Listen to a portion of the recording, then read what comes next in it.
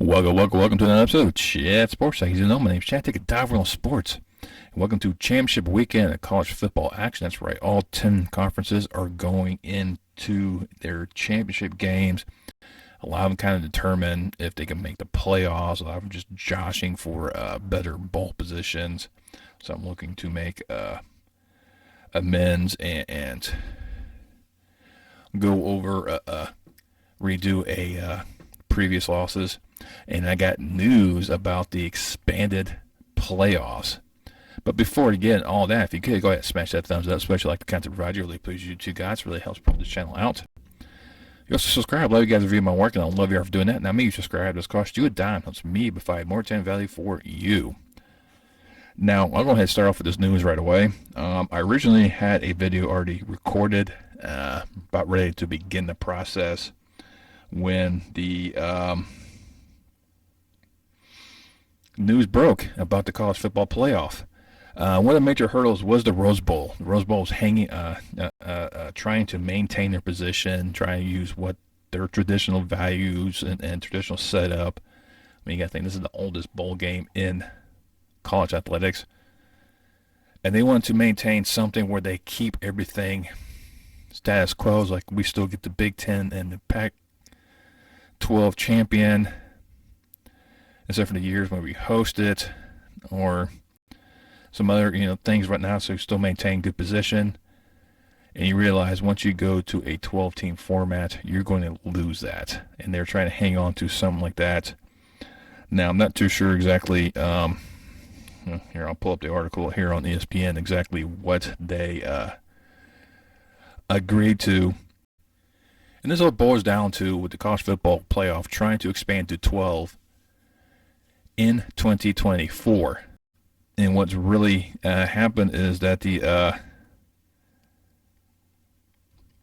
Rose Bowl said yes. They agreed to the process of allowing the playoffs to move forward without really any true, looks like any compensation whatsoever with that, because they still realize there's still going to be some quality teams out there.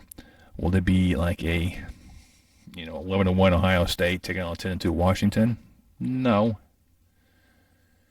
It's more likely a 9-3 Oregon taking on 8-4 Illinois. That's basically what they're probably going to get boiled down to. Is it still a quality matchup? Oregon, Illinois, not so much, but they can still get some of those things. And I've already put it on my Twitter feed here, so let me kind of pull it out. You can see the story right here. I kind of already shared it and kind of said, the time's here for expanded FBS playoffs. It's been a long overdue since there's been many programs that could compete. Now, we can argue about the 11 to 12 team instead of why the SEC needs 3 spots out of the 4. That was the main argument coming into the season. Towards a certain point in the season, there was an argument, could the SEC put 3 up there with, Georgia, Alabama, and Tennessee? I mean, that was an argument. Like I said, with this one, this is going to be a phenomenal aspect in terms of this, and really kind of takes a look at, how many teams can the SEC put into a bowl game or the playoffs. And I think, with this current setup, 3 of them will get in, which I think is right where they need to be. 3 Big Ten would get in, because Penn State would get in, Washington would get in. So there's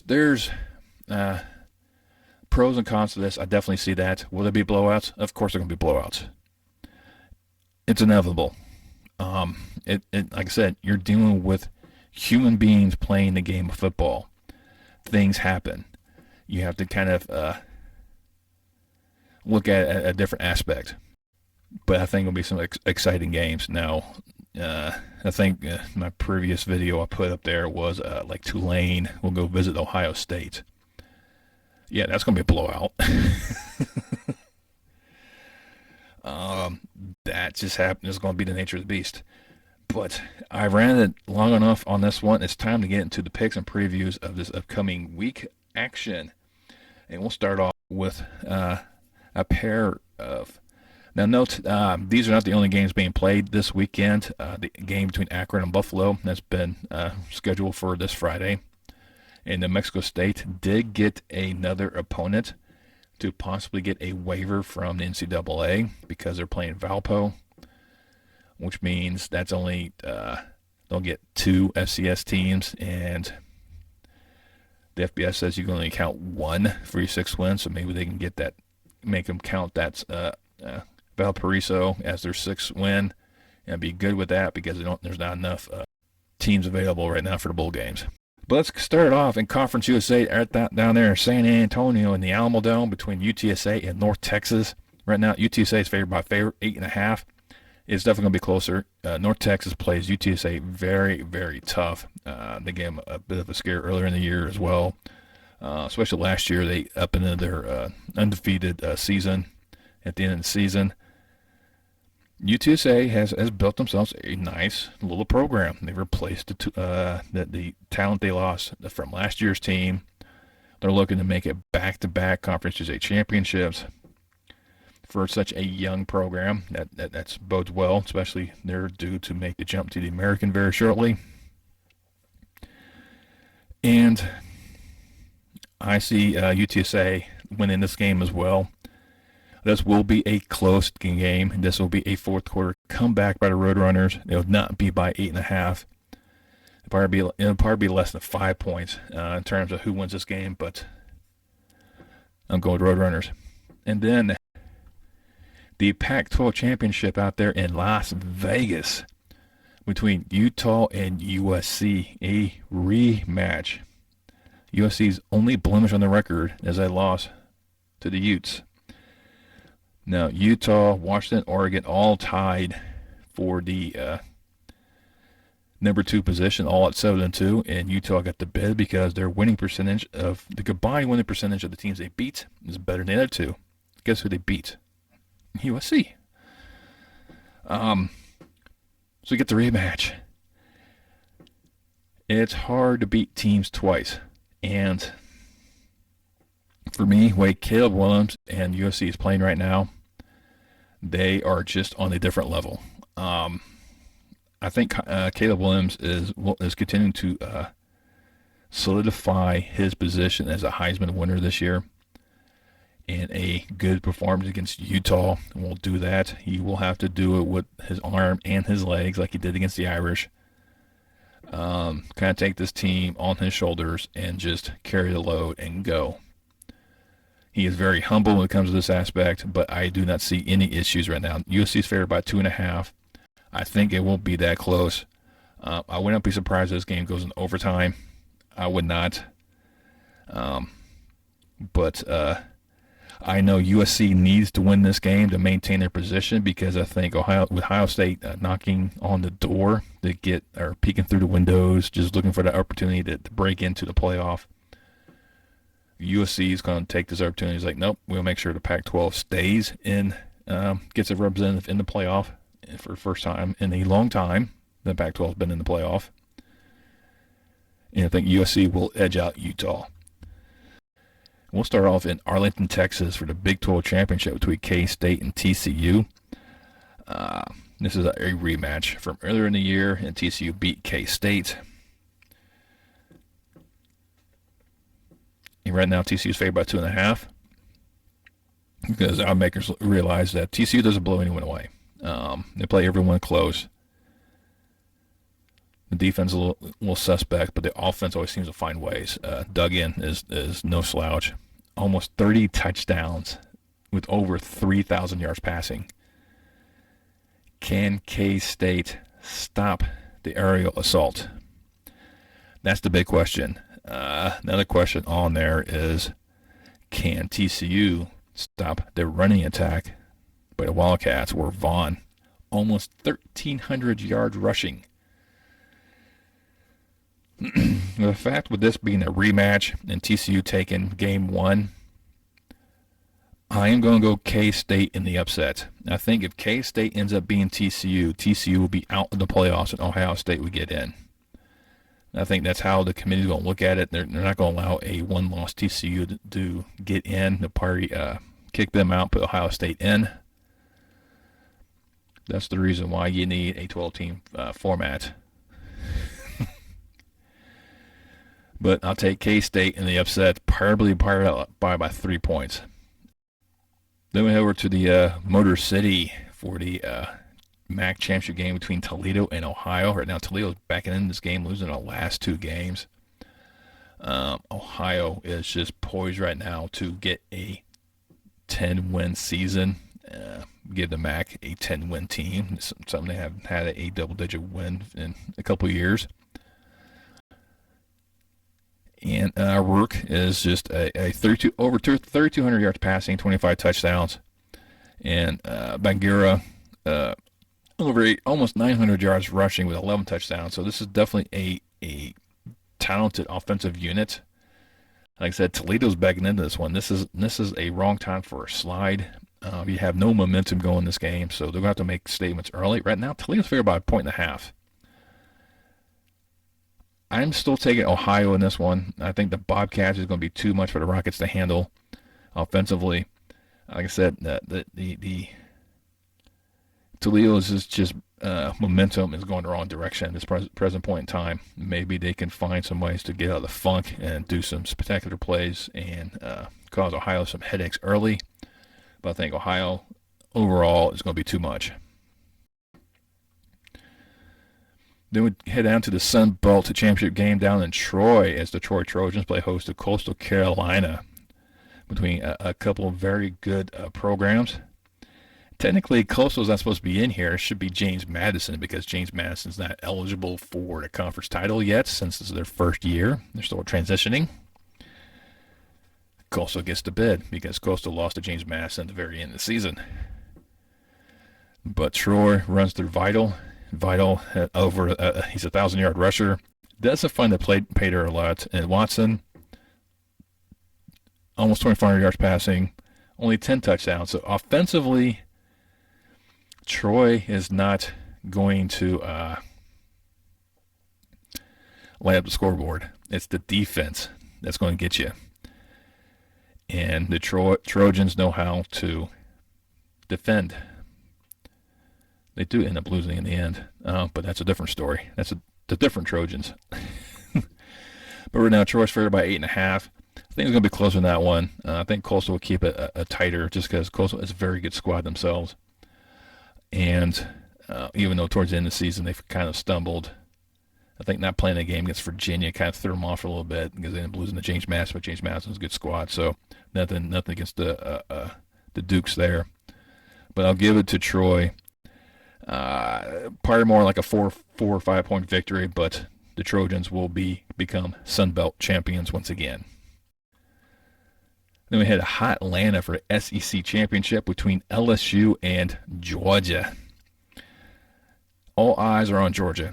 They're defending national champions. The fact they tried to repeat, which would be a phenomenal feat if they're able to do that. You haven't seen that happen since Alabama. Bennett over 3,100 yards, 16 touchdowns, but it's Daniels from LSU, who's a dual threat quarterback. He can hit you in the air. He also hit you on the ground. I mean, he has 11 rushing touchdowns, over 800 yards rushing. Can Georgia defense pin him? Limit the damage that he does. That's what you have to do with Daniels. Can you limit the damage he can do? Sometimes you can, sometimes you can't. He is just one of those type of athletes. It's kind of hard to kind of look at to try to pinpoint. And Georgia's not the same Georgia team from last year. They lost a lot of key pieces. Bennett's one of the few that returned from that championship team. But no one's looking at Bennett as a Heisman candidate. I'll give him to the Bulldogs. But right now, Georgia's favored by 17.5. It will not be like that. I'm sorry. As much as I am touting the Bulldogs in this one, it's going to be 14 points or less. LSU will definitely make this a game early and stumble into the half, come back, second half, come back, try to get it close until losing it at the end. I think that's how this game is going to go. But Bulldogs going to win, maintain number one position, and on the road for a repeat natty. Then head down to New Orleans, where the Green Wave play host to UCF in a rematch between these two that happened a couple weeks ago, where UCF knocked off Tulane. And with this one, right now Tulane's favored by 4, and I'm looking at how this offense is stacked with Spears in the backfield and Pratt at charge of the offense. 35 combined touchdowns between these two. I mean, this offense is something to bestow on. UCS defense is what is the factor in this. They were able to contain this threat from Tulane. Can Tulane find ways to counter that? And I'm sure they studied the film. They saw what Navy did to them.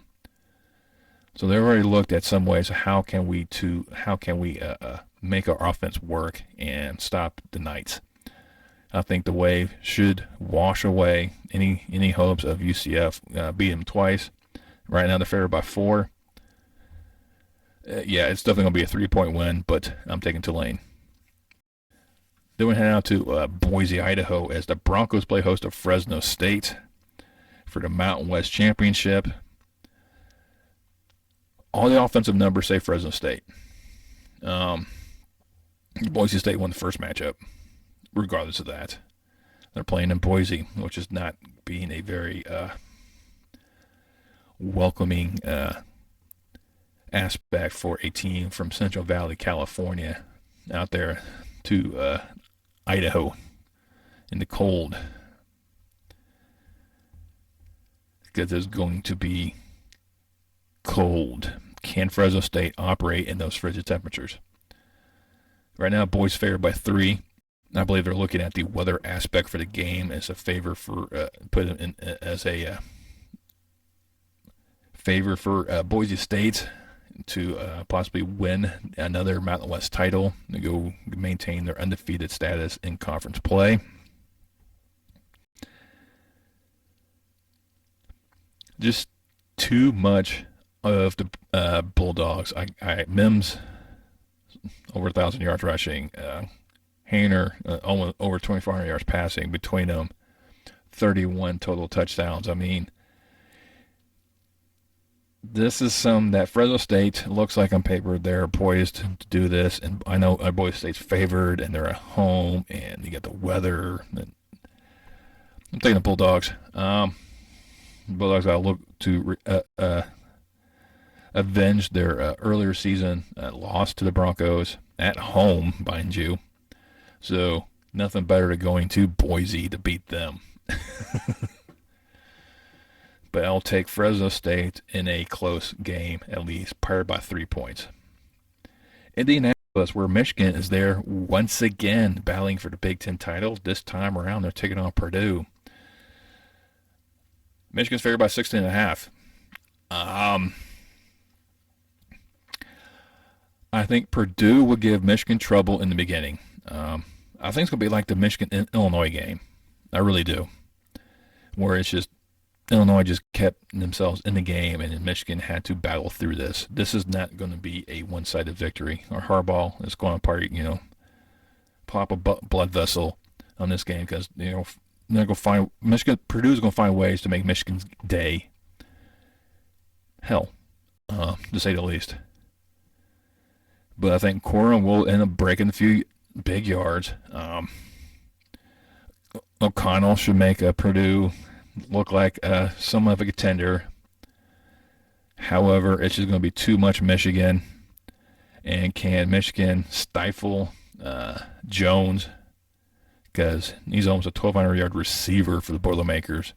And a big aspect to the Purdue passing attack where he has 12 of the 22 touchdowns that O'Connell has had. If they can eliminate him, or at least minimize the damage those two can do, like they did with C.J. Stroud and Ohio State, I think Michigan should be able to win this one. Like I said, it's probably going to be like the Illinois game. It's going to be a lot closer to what you really want. It's probably going to be about a 10-point victory. They won't pull out to like the late in the third, head into the fourth quarter, but Michigan will become back-to-back Big Ten champions and into the playoffs yet again. Then that just leaves us the ACC championship game down there in Charlotte, North Carolina, between Clemson and North Carolina. Both schools backed into this game. High hopes were for the ACC going into this, but losses have really hampered them. Both have lost to Notre Dame. North Carolina had that loss against NC State at the end of the year. Clemson got Rattler snake bit them in Death Valley, snapping their home winning streak. And even though Clemson's a 10-2 team, they don't have any shot getting in the playoffs. Sorry, I think the ACC this year is kind of out. Once again, this is one of the reasons why you need a 12 team. You need 8 Clemson in there. Clemson can rain some havoc in there. But who is going to lead the offense? Is it going to be May leading the Tar Heels in the air, or is it going to be Shipley leading the Tigers on the ground? This will be a close game. I foresee this going into overtime. I foresee this going into a 2-point shootout. I know some people don't like that rule in college football. I like it. But between these two, I think they're very evenly matched. And I think it's going to go into that 2-point shootout in overtime, and Clemson should edge out the Tar Heels by 2. Well, there you go. That's the news for about the expanded playoffs. They are coming in 2024, 2 years early. So it gives us an opportunity to experience this for 2 years, and then they get the revamped contract heading to 2026. The 10 games for the conference championship game, which one do you think I'm completely off on? Does Utah have a chance to beat USC? Is K-State poised to upset TCU? If both of them lose, does Alabama deserve to be in the playoffs? The answer to that question is no. That should be Tennessee. But we won't know until Selection Sunday when the committee gets together and determine who's the 4 in and the New York Six Bowls. They probably got most of those already figured out already, just end up swapping teams around. But as I said, just let me know down below. Once you're there, make sure you hit that thumbs up. Once again, you can share this video with your friends and family. It helps help this channel out. Once you subscribe, make sure you turn on click the bell and turn on your notifications. Let you know next time I post any more content on my channel. And I will see you next time on Chat Sports Talk.